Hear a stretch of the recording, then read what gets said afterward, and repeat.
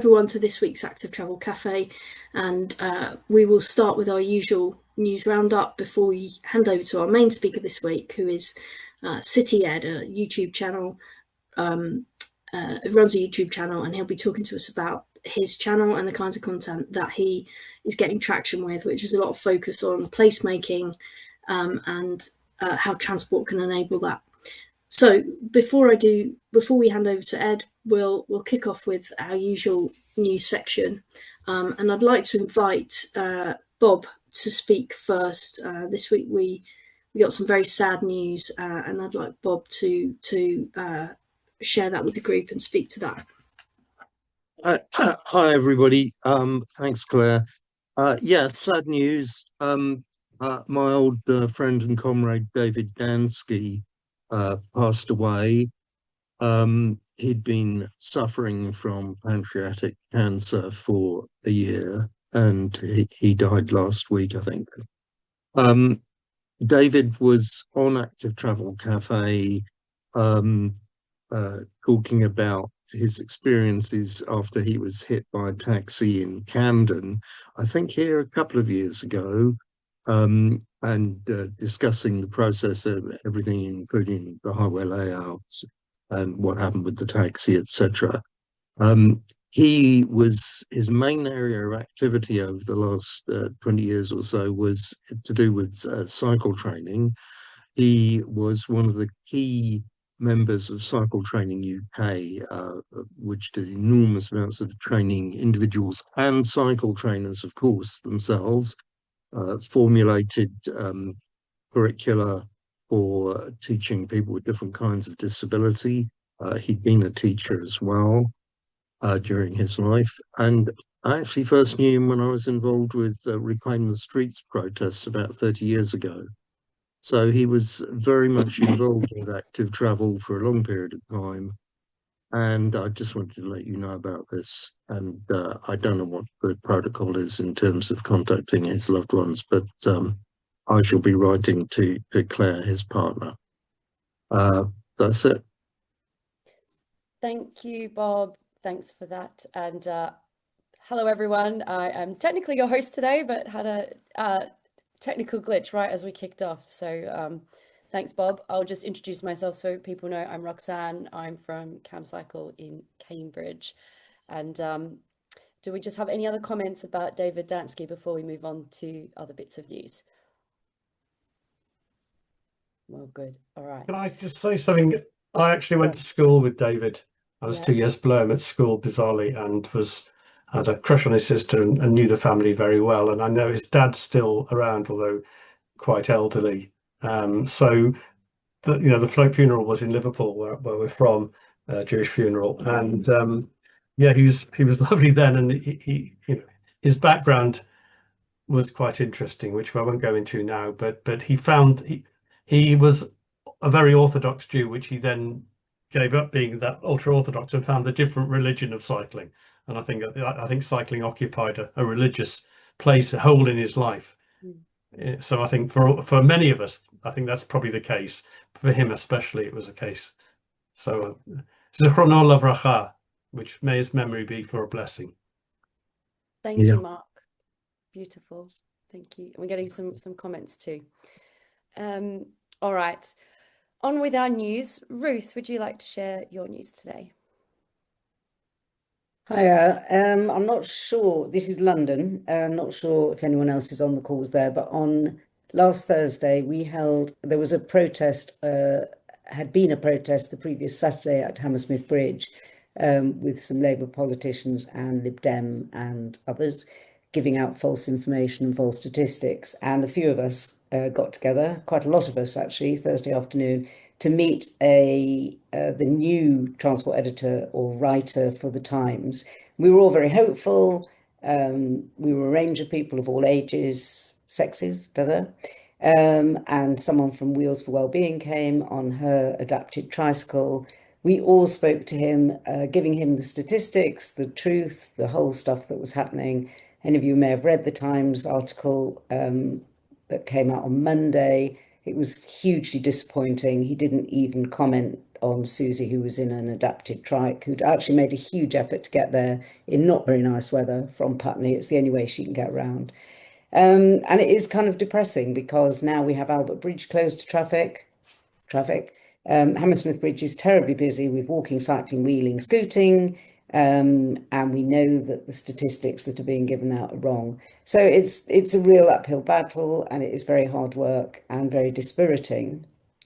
But we are soldiering on, as they say. And what is so upsetting is that there have been ideas which would replace the so-called need for people to get across that bridge, to get to the hospital possible. The organisation who've spoken here came up with a pod system, etc., etc. And it's just not being looked at. The idea is that we have to have cars and we have to have buses, and that's the only way it'll work. Probably a story it's we're not all very familiar with, Ruth, from our patch. It's all over the country, isn't it? Yeah, it is. Yeah. But what's even more upsetting, and I know all of you will have dealt with the media, was that we were so hopeful that this guy would listen to us, but he almost didn't quote any of the stuff that we gave him, and that is a real kick in the teeth. So watch this space, because we're not giving up. And as I say, with Albert Bridge closed now, it's going to be full on in West London. Thank you. Yeah, thanks, Ruth. And we never know what the journalist writes versus what gets edited as well. So, you know, maybe. All right, H, have you got a quick snippet of news for us? So we've got time for everyone.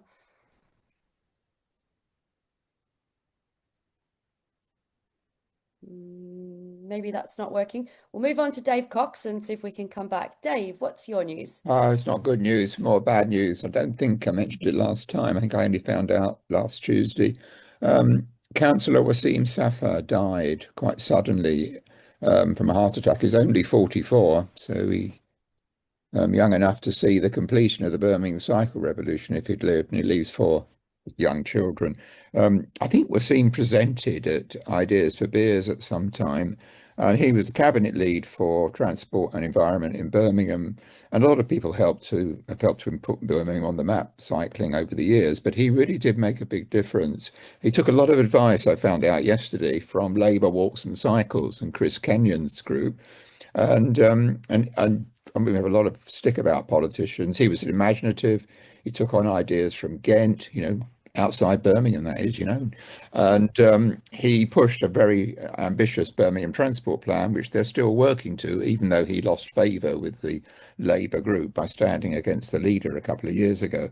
And he also brought in the Clean Air Act in Birmingham, which is, again, really has improved health in central Birmingham while generating income for Active Travel. So he's going to be really missed. I think he could have made a comeback. He was still standing again in the next elections, but so another sad story, I'm afraid. But he'll certainly be remembered. I mean, we remember the guy, I think it was Manzini, who built all the ring roads in Birmingham and destroyed the place. So I think in years to come, we'll remember Waseem, who was brought up in Lozells. His father lived in Lozells, died quite early, but not as early as Waseem, and his 4 children still live there, very committed to his community, but with a broad perspective and a real commitment to the things that we're trying to change as well. Thank you. Yeah. Thanks, Dave. And I remember Waseem's talk to us, and Cllr has posted the link in the chat.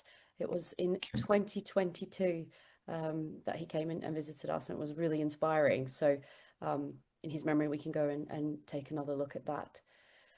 Okay, H, your news. Yeah, quick ones through.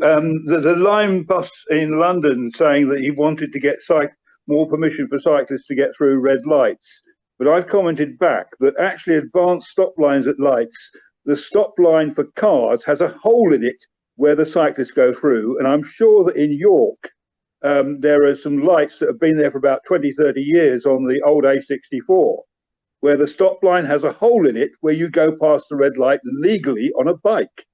And that takes back to 2006, if anybody remembers, the Oxfam survey, which warts and all surveyed cyclists and tested the fact that they went through red lights across the top of a T-junction or to turn left, the same as the American turn right on red allowance.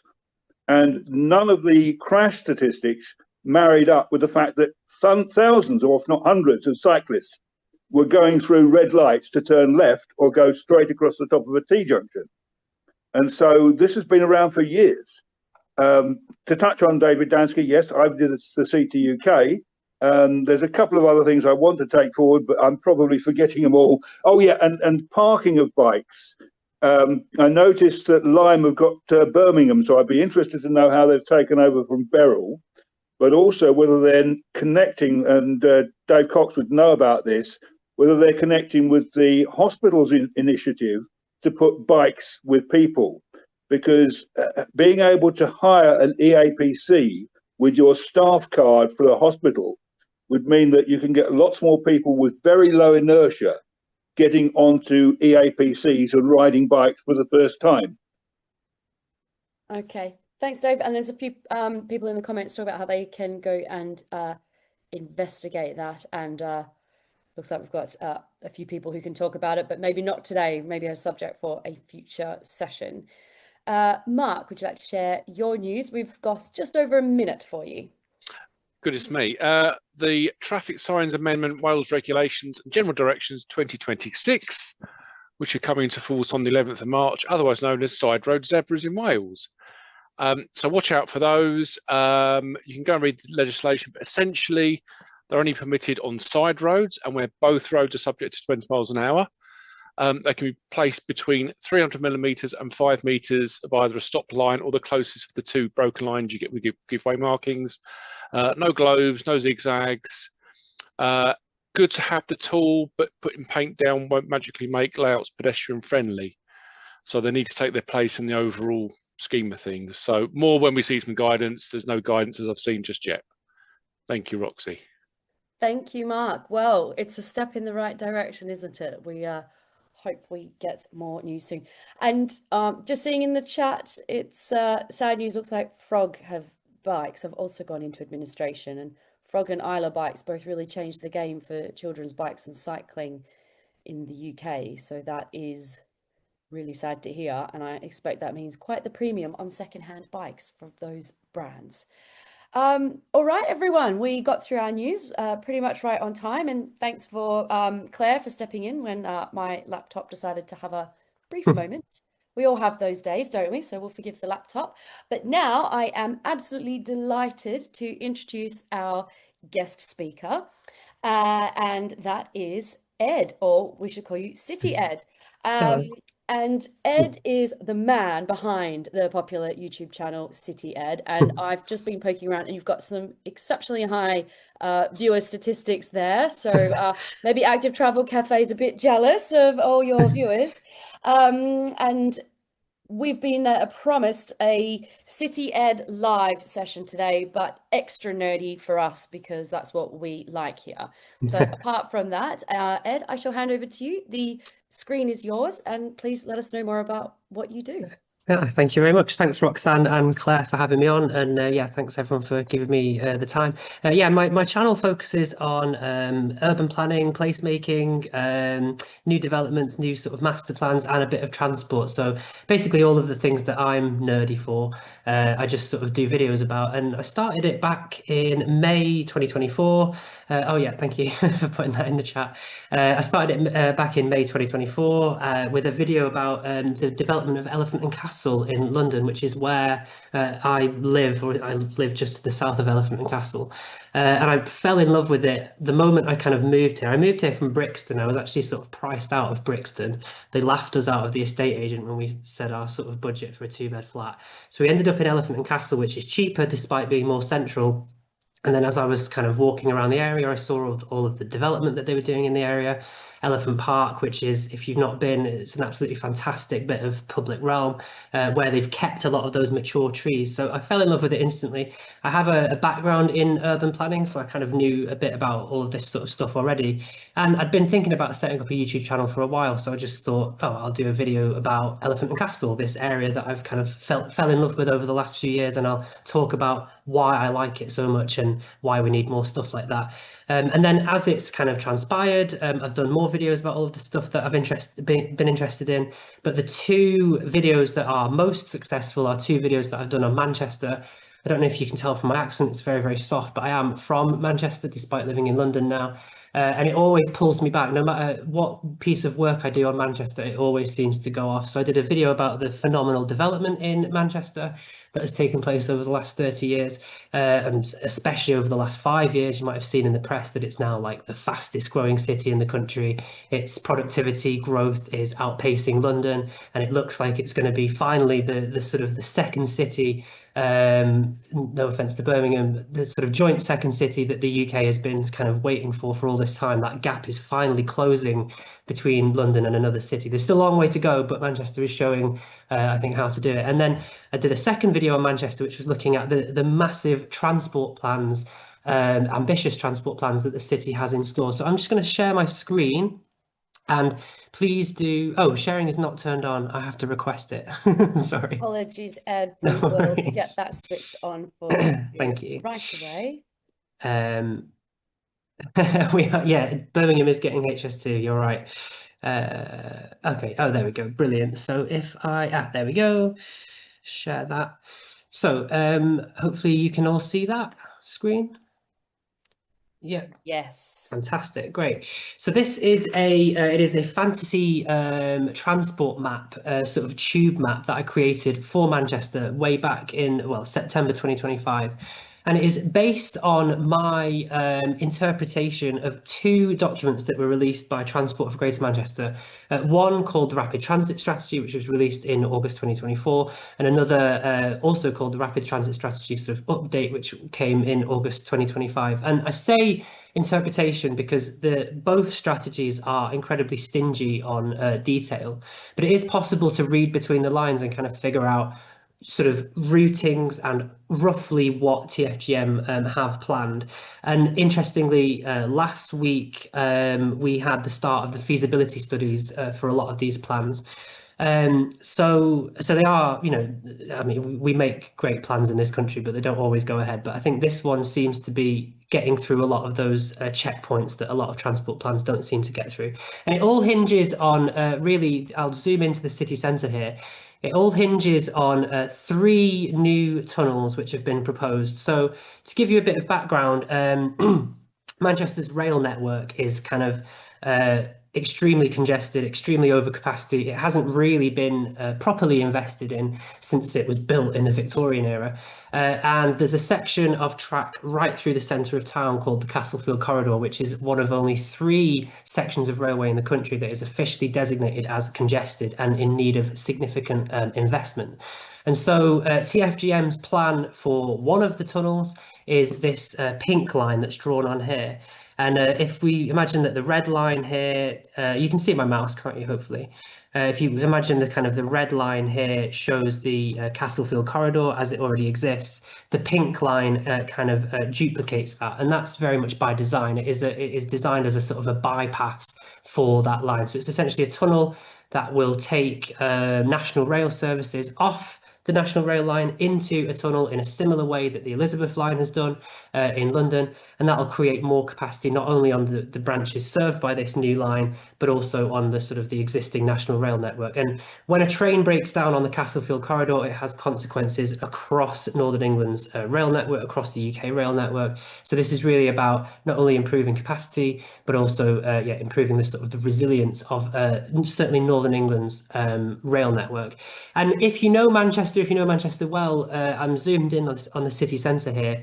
You'll recognise a lot of these tram stops. You'll recognise a lot of these station names. A lot of these already exist, and I think that's a point to make about this map, is that even though it looks really ambitious and it looks crazy that this, you know, could be Manchester in the future, it is important to note that a lot of these lines and a lot of these stations already exist. This plan is just about building these 3 new tunnels that will underpin this sort of wider investment. It's just about connecting these lines to each other and giving them more capacity and sort of updating them to a sort of a metro format. So there are similar plans in place in Glasgow. There are similar plans in place in Birmingham. We just need to, as I'm sure everyone in this call agrees, we just need to get better at building transport projects in this country. The second tunnel that is proposed is this yellow one here, and that is to address a problem on Manchester's existing tram network, which is, again, a massive capacity problem. Over the last 15 years, Manchester's tram network has trebled in size. And what that means is that running through the centre of the tram network here at St Peter's Square, the tram network is these kind of green and blue lines here. Running through St Peter's Square there is just incredibly congested. It's almost at capacity.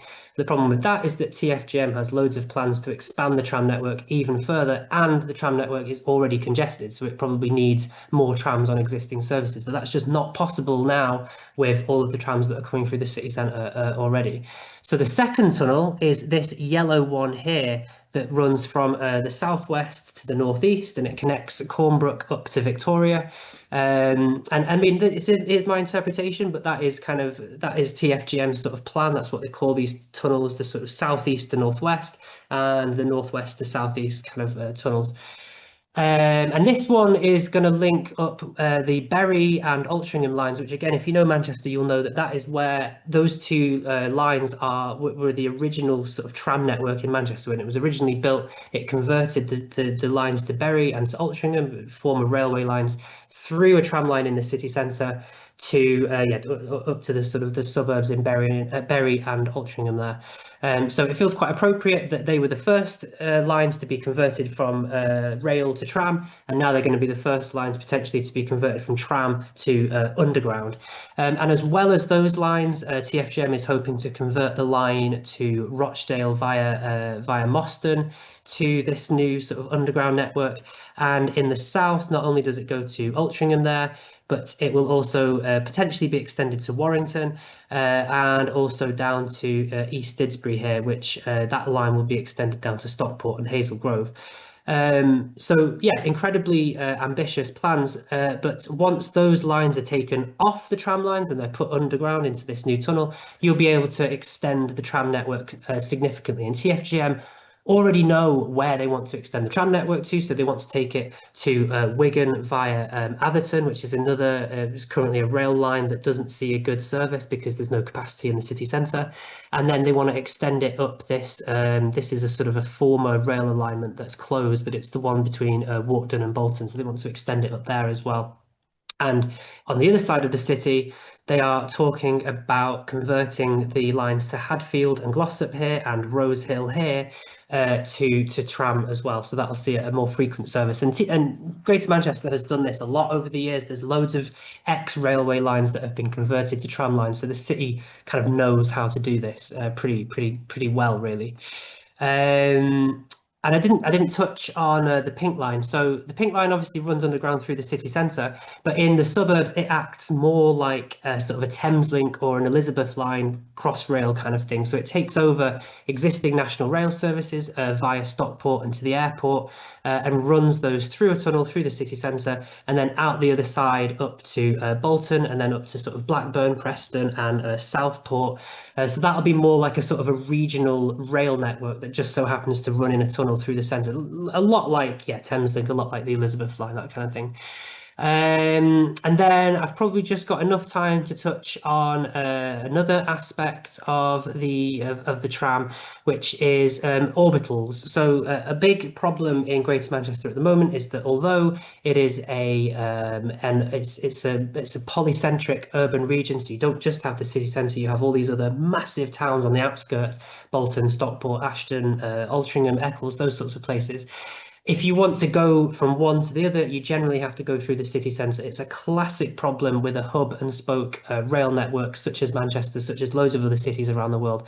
But Manchester is very much blessed with a lot of ex-railway lines or underused railway lines, which could help create an orbital rail network in the city. So TfGM have got their sights set on a line that currently runs between Bury and Haywood. It's an ex-railway line, but it is currently a heritage line run by the East Lancashire Railway. And their proposal is to convert that to tram and run it from Bury all the way up to Rochdale. And then they also want to extend that further on the existing tram line here and run it all the way down to Oldham. So in one quite simple intervention, you're going to end up with a direct service between 1, 2, 3 and 4 of Greater Manchester's largest towns. And that's quite significant because currently to get from Rochdale to Bury, you've got to get the bus. But that could very much kickstart employment in those areas, kickstart the economy of those areas. And then in the south, there is a really convenient but underused, only sees one train a week line that runs between sort of Staley Bridge and Stockport. TfGM want to run that into Ashton and convert it to a much more frequent tram line.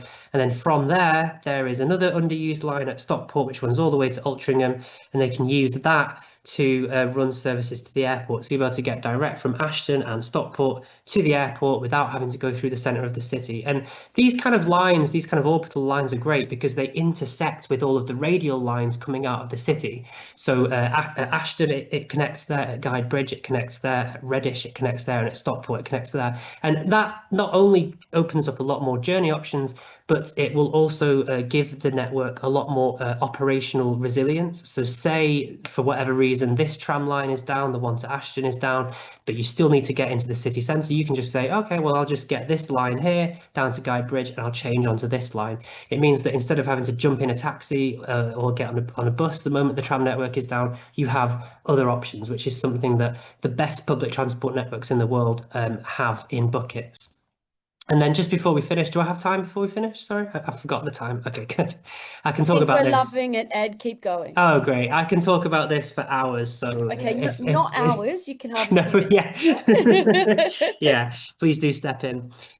So the third tunnel, so the initial rapid transit strategy released in August 2024 only had 2 tunnels on it, and then they updated that strategy in August 2025 with a third tunnel. And this one is very much going to be a long-term thing. I think we're all going to be dead by the time this one is built, if at all.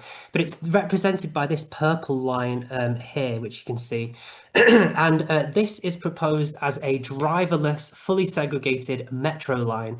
And the only information that the strategy gives us is that they want it to run from the Northern Gateway area here, or otherwise known as Atom Valley, which is this big new proposal to bring a load of tech and digital and pharmaceutical companies into Greater Manchester. So that's sort of located here. It's currently just rural land, but they want to build it up here. So it's going to run from here through the city centre, via the hospitals and the universities and down to the airport. That's literally the only information that we've been given about this line. So the rest of it is totally my interpretation. So I've started it at the airport here. I've run it via University Hospital South Manchester or Wythenshawe Hospital because they want to run it via hospitals and universities. It then connects up to Didsbury. It goes along the kind of Oxford Road corridor, so that connects to 3 different universities and I think as many hospitals. I've got it swinging via Piccadilly and Victoria to kind of give a link between the 2 main stations in the city. And then it heads up via the hospital in North Manchester and then into the fields where they're wanting to build this massive new thing. But I didn't think it was right to end a metro line in the middle of nowhere, so I went and extended it up to Bury and Haywood, which seems to make sense to me. Why would you end an underground line in these fields in the middle of nowhere? So that's what that line is. As I said, I don't think that'll get built for a very, very long time, but that just sort of shows the kind of the level of ambition that TfGM are currently thinking at the moment. Obviously, we're hoping that HS2 will get extended. Do I think that all of this will happen, will get built? Absolutely not. And also, I'd want to mention that I'm not a sort of transport planner. I'm not a sort of an engineer or anything like that. I just have a little bit of an interest in this kind of thing, and I love making maps. So I thought I'd sort of delve into it all. But you really can, if you know the rail network well, if you know Manchester well, you really can read between the lines and kind of almost sort of figure out what they're planning. And this is my best interpretation, I think, as to what they're planning. So I think that's it. I'll take questions then. Amazing. Thank you so much, Ed. Lots of questions coming in. wow. But also some interesting comments. I'm going to share some. Oh, cool. I think we've decided to nominate you as a potential mayor of Manchester. I think there might be some job offers and various things in there as well. So my first question for you before we get into the nitty-gritty details of this map, but it's what is your background? What inspired you? I know moving to Elephant and Castle, but you've clearly got some great skills behind you. So can we get a bit of an idea of where you've come from for all of this? Yeah, so I've been obsessed with cities ever since I can remember. I built a sort of a model city on my bedroom floor when I was probably about 6, just out of like cereal boxes. And I remember I used to draw the roads on like paper and then just lay it down. So I used to do that, and yeah, like I had like obviously Lego. I think everybody had Lego. And then I did urban planning at uni in Newcastle, which is another awesome city. And since then, I've been working in the development industry as a sort of a consultant. But I've always been obsessed with cities. Obviously, I've moved to London because it kind of has that energy and that vibe. But I love Manchester. I love going back to Manchester. It's amazing to see Manchester growing so fast as well. And with my channel, I really want to go to as many different cities around the country as possible. So we're doing a trip to Newcastle in March. I really want to go to Birmingham and show off what's happening there. I really want to go up to Glasgow and show off what's happening there. But yeah, I'm just a guy that is obsessed with cities and everything to do with cities, really. Fantastic. Well, I think you might get a few invitations to various cities. Amazing. I shall officially issue one for Cambridge. Oh, We'll be in brilliant. touch. I love Cambridge. I love Cambridge. Yeah. Yeah. Not the biggest city, but the best, well, the most cycling. Don't know if we're still the Absolutely. best. Okay, right. Well, I've asked my questions, so I suppose I should ask some other questions for you as Thank you. well. And I think we'll start with a nice, easy one. What software package did you use? Yes, I use a tool called Affinity. Is it called? Yeah, what's it? I've got it Yeah, here. I Actually. love Affinity. Affinity Designer. Yeah, and it's Yeah. great because so we had a period if you were creative, you had to use the Adobe and pay like £30 a month, which kind of locked a lot of people out of creativity. So with Affinity, it's a one-off cost. You just pay it. They do also have like a 3-month free trial, which is very generous. But I think it's like a £70 one-off cost, and then you've got it for life. It's the same with my video editing, so I don't use Adobe for that either. I use a tool called DaVinci, which is like, again, a one-off payment. It's great to see that we're transitioning away from the subscription model towards a sort of a one-off payment for these things. But yeah, Affinity, and it's really great. You can easily create this kind of thing. I worked it out, so anyone else can.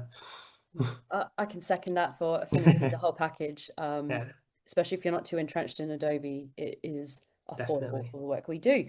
Brilliant, nice, easy one. Okay, and I'll just say to everyone, please put your questions in the Q&A, otherwise I'll lose it in the chat. Okay, question from Beth. Practically, how difficult is conversion from train to tram? It sounds like a great option due to how long creation of new trams can take.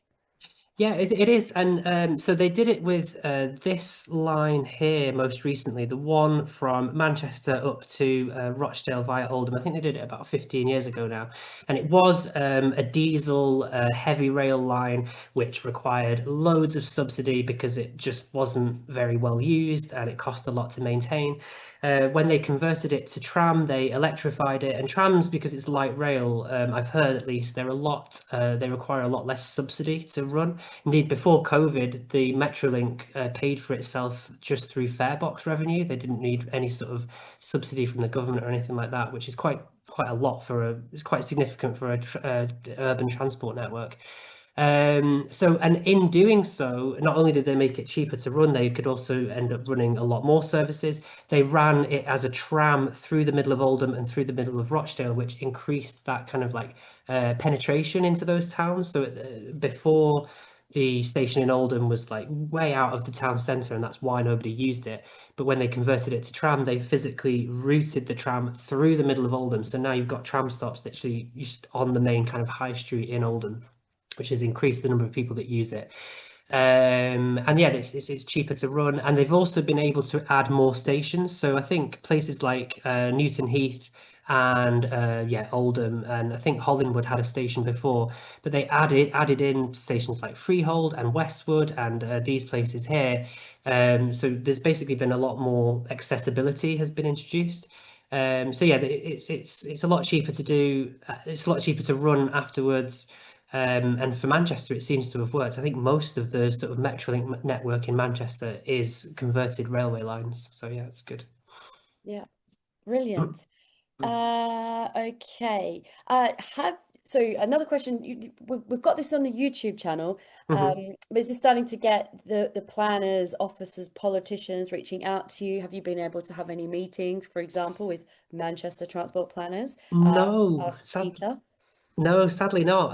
Nobody's kind of reached out. But then I'm not a sort of an expert or anything like that. I don't know what I can offer really. I think they probably know what they're doing a lot more than I do. This is just sort of almost kind of a hobbyist's thing. But it would be interesting if they ever do build any of this stuff. I'd love to see in 50 years' time how this map compares with what they actually end up building. Be interesting to see how close I was.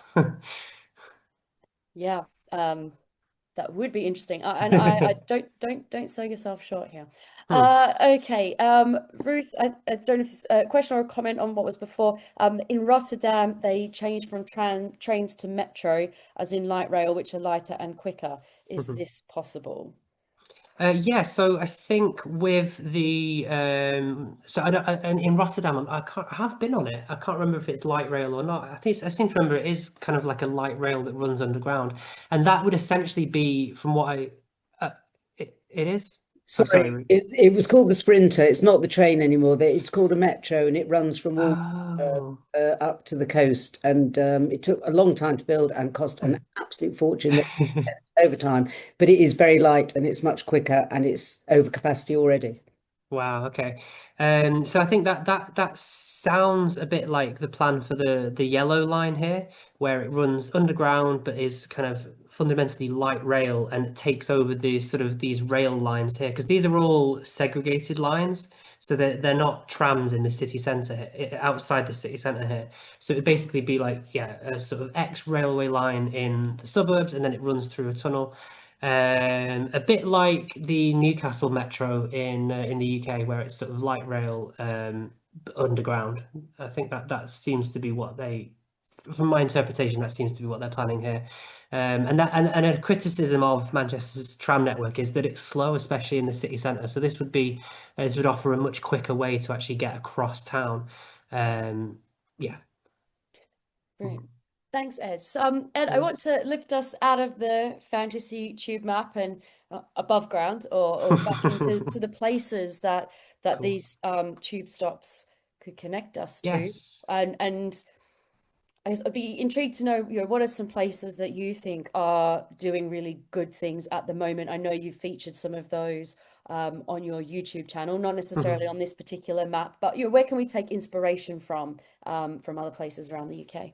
I think Stockport is doing a lot of really good stuff at the moment. And actually, you asked if anyone had got in touch. I think Stockport Council have got in touch. They're one of the only sort of local authority figures that have got in touch at the moment to say, please do a video about us. And it's just so happens I was already planning on doing a video about Stockport.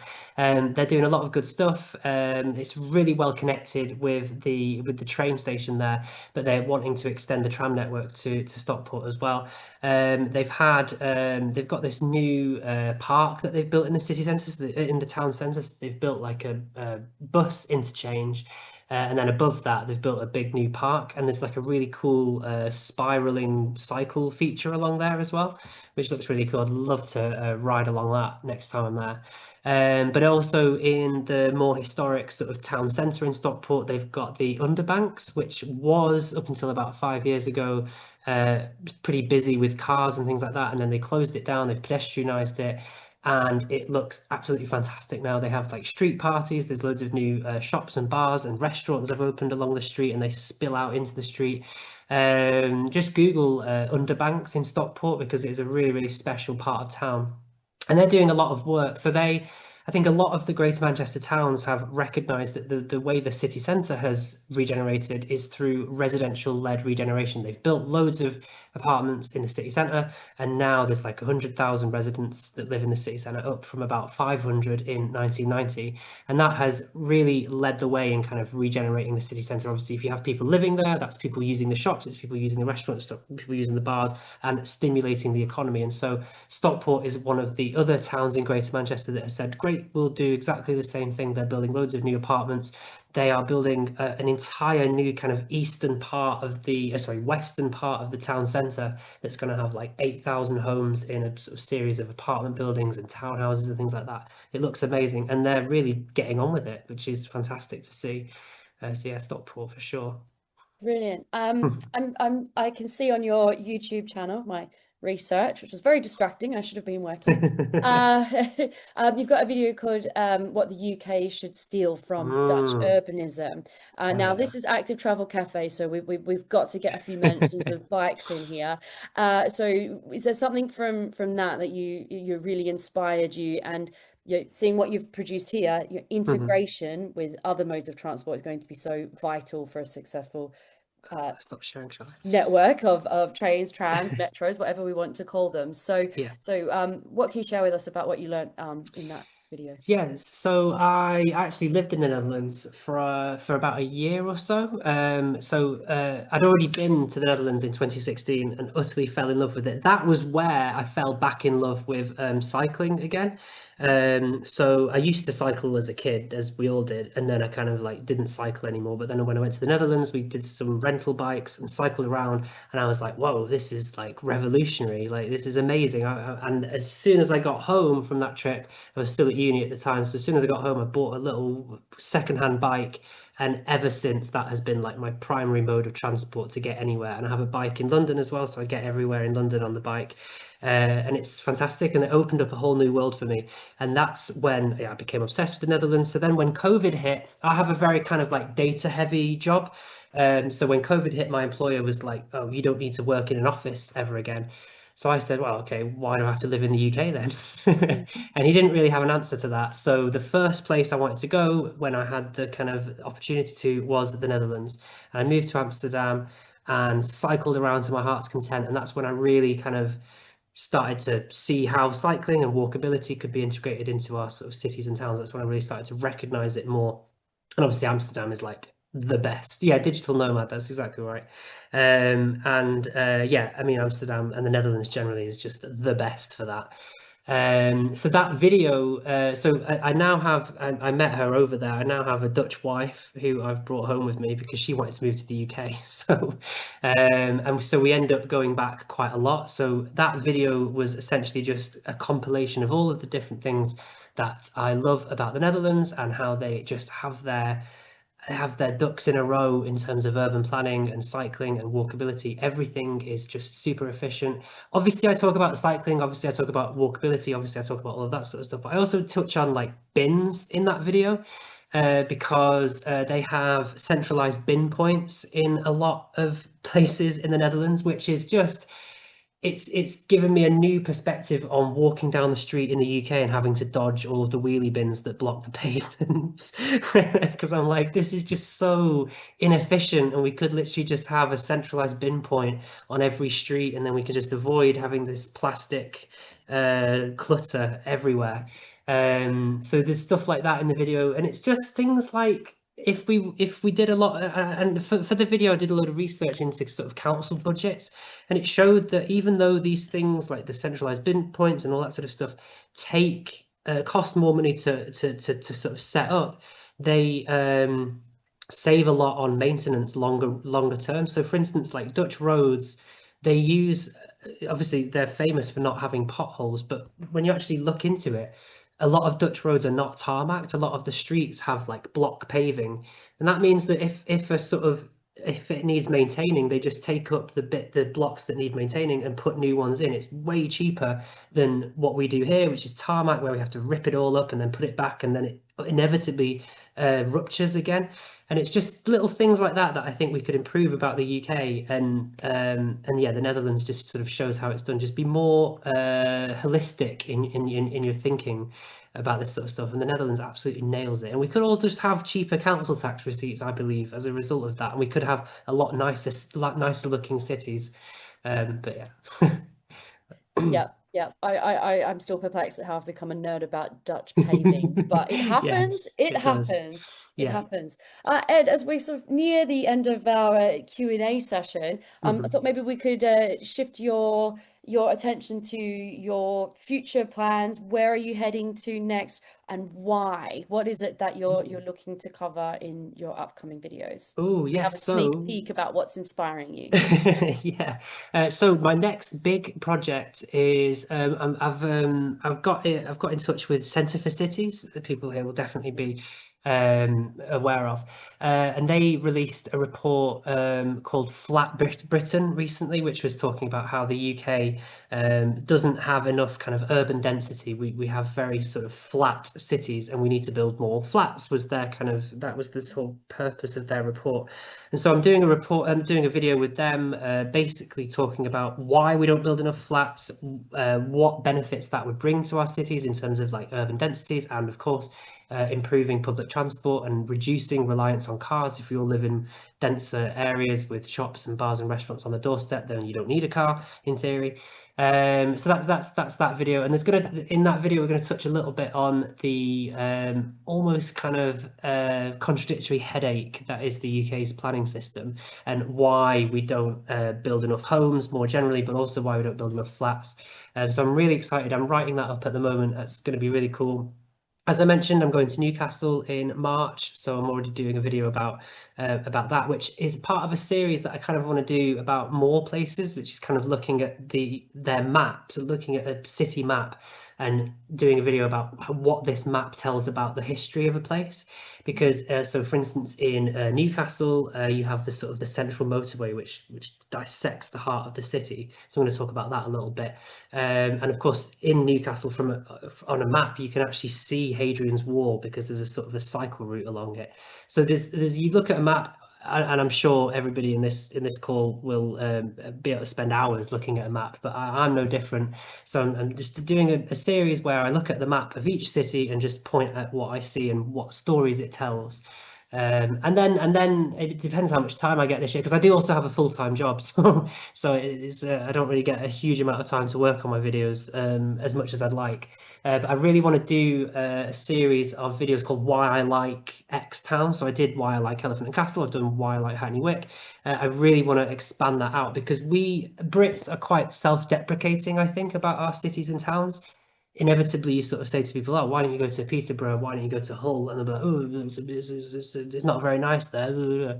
But actually, if you go to Peterborough and you go to Hull, they have lovely historic city centres with lots of little, tiny little medieval or very historic Tudor streets, and lots of beautiful architecture and lots of pedestrianisation. A lot of people don't realise that most British cities and towns have some element of pedestrianisation, and they're all really pleasant places to be. So I want to shine a light on that. On those cities that people overlook, places like Hull and Peterborough, and I don't know, Birmingham. Birmingham is another city that a lot of people look down on, but it is a fantastic place, and I really want to do that kind of stuff as well. Yeah.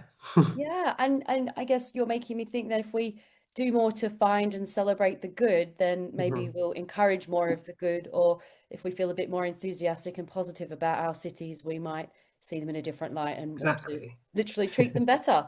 Yeah, exactly. With some nice paving. Exactly. Because I don't know. All I was going to say is one of the best things about my channel is the comments that I get saying like that they see their area in a more positive light. As a result, even just on my Dutch video, I got a load of Dutch people saying, "Oh, I hadn't realised that this was something that we did well," and I love that, because I think there are things that the UK does really well, and there are things that a lot of our cities and towns get right, and we don't often notice that because Brits are just self-deprecating. I mean, it's a national pastime. So yeah.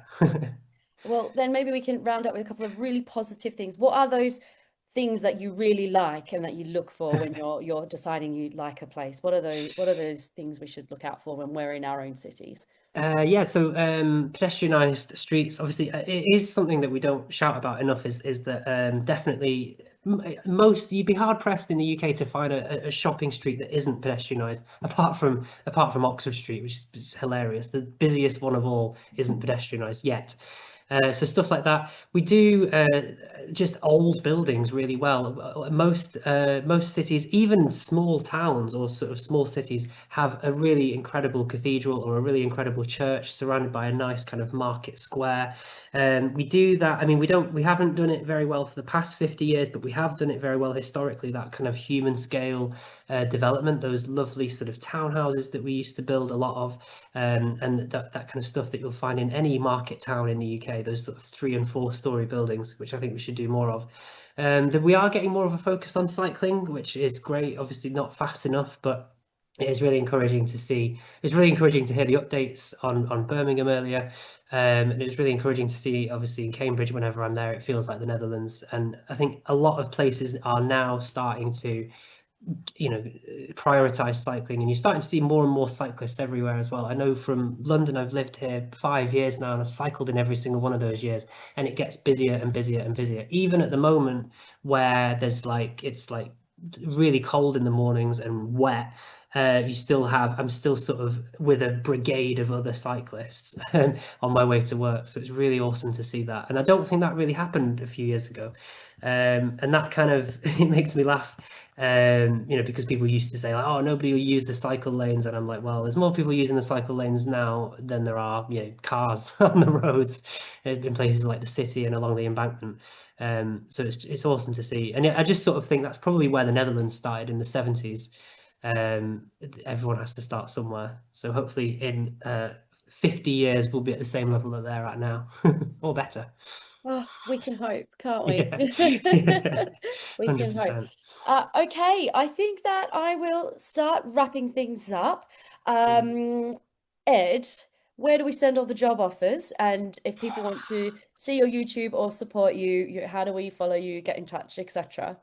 So my YouTube channel, I can post it. I'm gonna, because I've see the chat, but I've not been able to. Once I'm off this call, I'll read through each message individually, because it's really kind, the messages that people are sending. I'll put my channel in there, and I'll put my email address as well, if that's Brilliant. good with everyone. I think Claire's put your channel, but we'll post it again Perfect. just in case anyone missed it at the start. Fantastic. I think someone's going to find you a part-time job where you can go and do more YouTube videos. That person amazing. might be me. Brilliant. And I need to, before we say goodbye, let everybody know that we won't be here next week. It's half term, so everyone gets to have a holiday, and get ready, because the founder of Active Travel Café, which formerly known as Ideas with Beers, Brian Deegan, is our guest speaker when we return on the 24th of February, and he will be talking about critical safety issues. So we're always keen to get the latest from Brian Deegan. Apart from that, I'll say thank you everyone for joining us. Thank you for your patience with tech issues and a slightly late start. It was one of those days the computers did not want to play ball. And Ed, thank you so much for City Ed Live. Thank you so much for having me. Really Brilliant. appreciate it. Loved Thank it. you. Bye See you later. everyone. Bye-bye. Thank you. Bye. Bye.